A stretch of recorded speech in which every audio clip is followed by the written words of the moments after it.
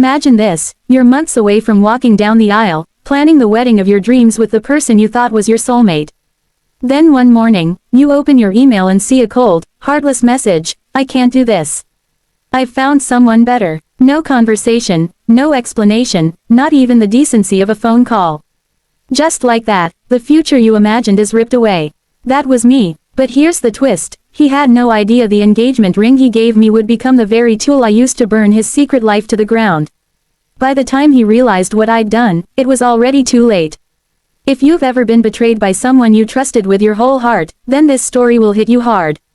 And if you've ever dreamed of serving justice to someone who thought they could walk all over you, hit that like button, subscribe, and get ready, because what you're about to hear is one of the most satisfying revenge stories you'll ever experience. The story begins with me, a hopeless romantic, completely swept off my feet. When I met Daniel, let's call him that, I thought he was everything I had been waiting for. He was charming, funny, attentive, and he made me feel like the center of his world. After 2 years of dating, he proposed. I still remember the night, candles, music, him down on one knee with tears in his eyes. I said yes without hesitation. From that moment on, my life was filled with spreadsheets, Pinterest boards, and daydreams. I planned colors, flowers, music, food, the guest list. We toured venues together, argued playfully over seating arrangements, and even had a little folder on our shared laptop called Forever. I thought we were building something real. But looking back, there were signs, tiny cracks in the fairy tale. He was secretive with his phone, sometimes disappearing for hours with vague excuses. He started staying late at work more often, brushing me off when I asked questions. But love makes you blind, and I kept telling myself I was overthinking. After all, we were engaged. We were supposed to be forever. Then came the email. I woke up one morning, stretched, grabbed my phone, and there it was in my inbox. A short, clinical message with the subject line, "I'm sorry." My stomach dropped before I even opened it.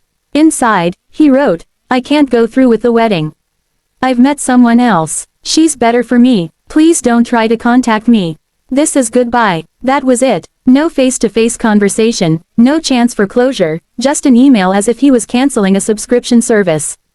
I can't even describe what I felt in that moment. My hands were shaking so badly I dropped my phone. My chest tightened like I couldn't breathe. I stumbled to the bathroom and stared at myself in the mirror, mascara from the night before smudged under my eyes, hair sticking up like a storm had passed through it. I looked like a stranger. I felt like a stranger. The humiliation hit me harder than the heartbreak. Everyone knew we were engaged. Family, friends, coworkers.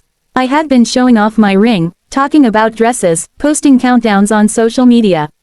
And now I had to face them all and admit that he had dumped me, by email. For days I couldn't eat. I couldn't sleep. I replayed everything in my head. Was I not good enough? Did I miss something? How could he throw away 2 years, our future, with such cold detachment? My body physically ached with the weight of it. But then anger came. Slow, burning, steady. Anger that replaced the tears. Anger that sharpened my thoughts. And that anger is what saved me. Because here's the thing, Daniel made one mistake.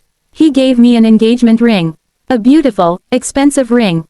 And in his arrogance, he forgot something. That ring was mine. I could have pawned it, taken the money, and started over, but that felt too small. Too easy. No, I wanted him to feel the same humiliation he had thrown at me. I wanted him exposed, so I came up with a plan. I sold the ring quietly, no fuss, no announcement. I got more than enough for what I needed. Then I started digging, because if Daniel thought he could just waltz into a new relationship and play house like nothing happened, he had another thing coming. It didn't take long. He wasn't as careful as he thought. Through mutual friends and some careful online searching, I found out his someone better was actually someone married. Yes, Daniel's perfect new love was a woman with a husband and 2 kids. And not only that, Daniel had been seeing her for months behind my back. He wasn't just breaking my heart. He was wrecking an entire family. I felt sick, but also vindicated. Now I had the fuel for my revenge. With the money from the ring, I hired a private investigator. Every cent felt like justice. The pie tailed him for a few weeks, gathering photos, videos, and proof. Hotel meetups, text exchanges, late-night visits, everything. When I had the evidence in hand, I didn't go to Daniel. I didn't scream or cry or beg. No, I went straight to her husband. I packaged everything neatly, dates, times, photos, screenshots. I even included a copy of the email where Daniel had dumped me, just so he could see the kind of man who had infiltrated his marriage. The fallout was nuclear. Her husband confronted her. Their marriage imploded publicly, messily. And Daniel, well, suddenly he wasn't the charming new boyfriend anymore. He was the homewrecker, the liar, the coward. His reputation took hit after hit. Friends turned on him. His family was disgusted. At work, word spread fast. And the best part, he had no idea it was me who pulled the strings. By the time he started piecing it together, the damage was done. His secret life was exposed, his relationship destroyed, his carefully crafted image in ruins. I didn't need to say a word. I didn't need to send a triumphant text or gloat on social media. His humiliation was loud enough. The day he tried to call me, weeks later, I stared at the screen and let it ring. I didn't answer. He didn't deserve my words. He didn't deserve closure. All he deserved was the silence of knowing I was out there, free, moving on, while he was left in the rubble of his own lies. I can still remember the look on his face the last time I saw him, before the email. Smug, confident, like he believed he was untouchable. I imagine that face now, but twisted in shock as his world crumbled. That's my closure. That's my justice. And the irony, the ring he gave me, the symbol of his supposed love, was the very thing that financed his downfall. What I learned through all of this is that betrayal cuts deep, but sometimes it carves out space for something stronger, self-respect, resilience, and yes, revenge. Karma doesn't always work on its own. Sometimes you have to give it a little nudge. If this story gave you chills, smash that like button and tell us in the comments, what's the most satisfying revenge you've ever witnessed? Do you think I went too far, or was this exactly the justice Daniel deserved? And don't forget, subscribe for more stories just like this, because trust me, we're just getting started.